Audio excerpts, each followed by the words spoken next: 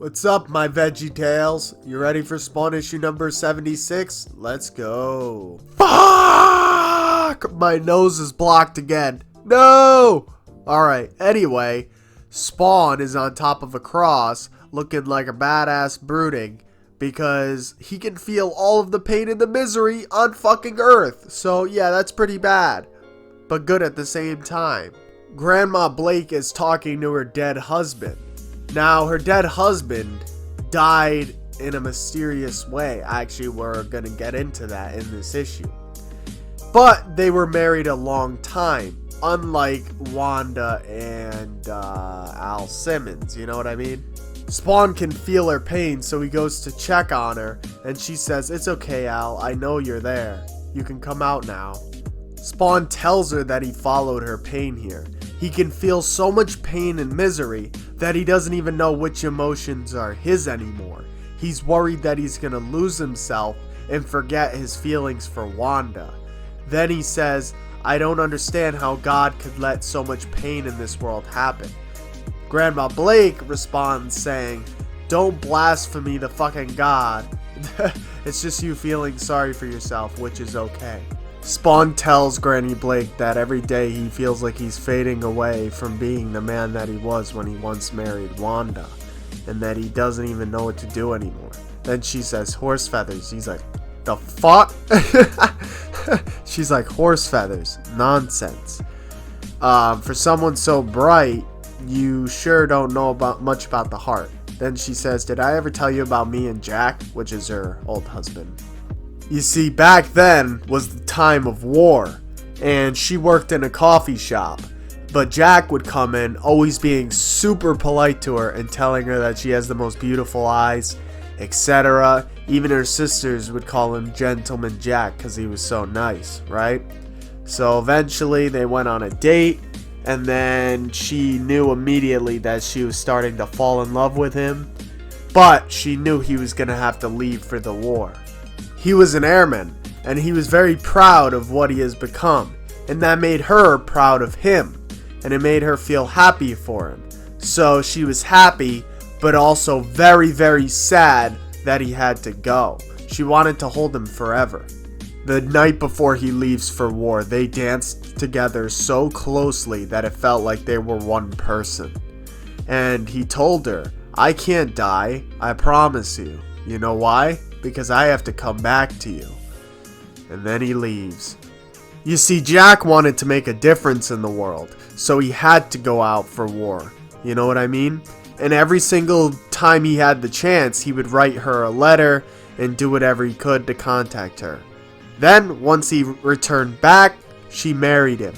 Jack worked his way through law school, they started a family. What more could they ask for? But Jack still had his crusades of knocking down mob dealers, etc., and all these dangerous people, so he had enemies.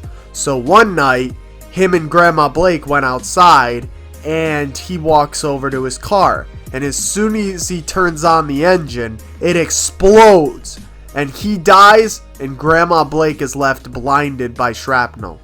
Spawn tells her that he's so sorry about what happened, and Grandma Blake says, "Into each and every life, some rain must fall." That's a nice song if you've ever heard it. All you Fallout players out there. Anyway, but you know, she had great grandkids, a great family. Her wife married Spawn, and then she had a freaking great daughter. She doesn't have much she can ask for. You know what I mean? She has had a good life. But she does get lonesome sometimes because she hasn't married anyone since Jack. So yeah, she gets lonesome. But she knows that in the afterlife, she'll be able to spend eternity with him, and that's what matters. Then Spawn tells her, "Granny Blake, please take my hand. I want to show you something." And she does. She's nervous about this because it feels weird because he's fucking magic and shit. Then he brings her into an area called the Dead Zone. She's like, "I don't like the sound of that." And he's like, "It'll be fine, I promise. Just head towards the light." And as you can see, Granny Blake is young again. Then Granny Blake realizes she can see because she's so used to not seeing a thing because she's blind. It's weird when she's able to see again. She also notices that she's her younger self. Spawn tells her to step into the light. I'm right behind you. He can't enter himself, but you know. And then she realizes it's Jack on the other side. And he pops up saying, there's my girl. He tells her that she has the most beautiful eyes, and then they start dancing. He tells her that he'll be waiting for her, and then they can spend an eternity together once she's there. Jack leaves. He tells her he'll always be watching and to live her life to the best way possible. And she says, I love you, Jack, after he tells her that he loves her. Then as she's walking back from the dead zone, she's like, Al, how can I ever repay you for what you did? It's a miracle. Spawn hesitates for a second and realizes that when Grandma Blake was younger, she looks almost just like Wanda. And then Grandma Blake is like, come on, Al, I want to see what my guardian angel looks like. And he says, no, I can't, because he looks like a fucking demon. And then she says, hush, I may look 21, but I'm still your elder.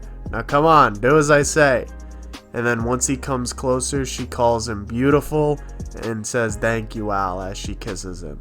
As Grandma Blake steps back out of the heavenly doorway, she realizes that she's now old again and blind again. But she tells Spawn that you just made an old woman very happy, and he says, I'm glad. Then she tells him, do you see what I mean by it's forever that counts? There are men who would step into the gates of hell for a woman, but only the good ones will open the gates of heaven for her.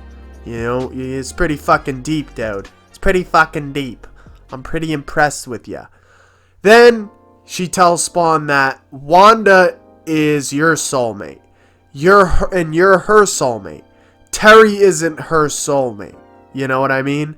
But you're going to have to wait for her. And soon you will reach her for eternity. And then Spawn says, but that's just it. And then she says, shush. If true love always is and was this easy, then everyone would do it. While Cyan and Wanda are playing, Cyan senses that Spawn is at the door and she tells her to go towards the door. When Wanda and Cyan open the door, they discover a rose just laying down there. Then Cyan picks it up, telling her that it was the sad man that gave this to her. And no matter how much Spawn loves Wanda, he listens to Grandma Blake's advice and decides to leave her alone for a bit and let her live her life. The end.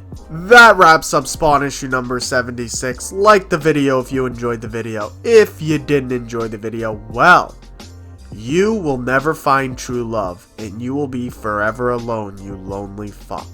I'll see you guys in the next one. Bye.